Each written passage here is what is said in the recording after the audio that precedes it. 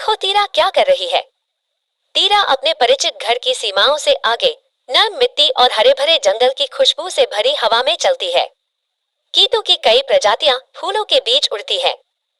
जैसे ही तीरा जंगल में गहराई में जाती है, उसका दिल तेजी से धड़कने लगता है। उसके पैरों के नीचे जमीन नरम और गीली लगती है, जिससे उसके कदम बिना किसी आवाज के जंगल की इस रहस्यमय दुनिया में प्रवेश कर जाते हैं। वह कुछ क्षण वहीं खड़ी होकर देखती रहती है।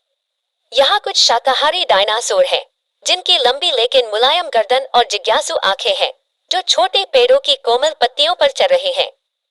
जैसे जैसे तीरा आगे बढ़ती है, उसे एहसास होता है कि वह सिर्फ एक दर्शक नहीं है, बल्कि इस जीवंत जंगल का एक अभिन्न हिस्सा है।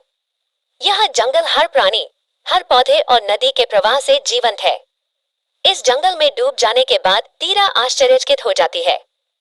वह जंगल के जीवन की लय को महसूस करती है, जो हर पत्ते और हर जीवित चीज के माध्यम से बहती है।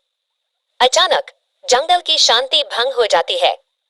पेड़ों के बीच से एक भयानक दहाड़ सुनाई देती है।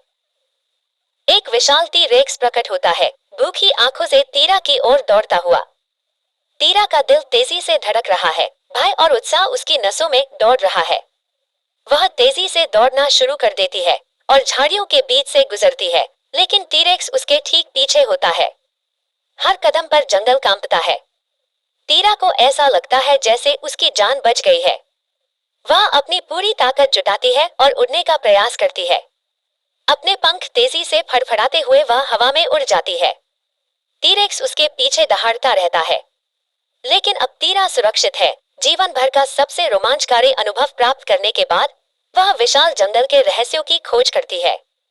रोमांच और रहस्य से भरे इस साहसिक कार्य ने तीरा को यह विश्वास दिलाया कि जंगल में जीवन का हर पल एक रोमांच है और वह हर कठिनाई को पार करने की ताकत रखती है। तो आज हम तीरा की कहानी से विराम ले रहे हैं।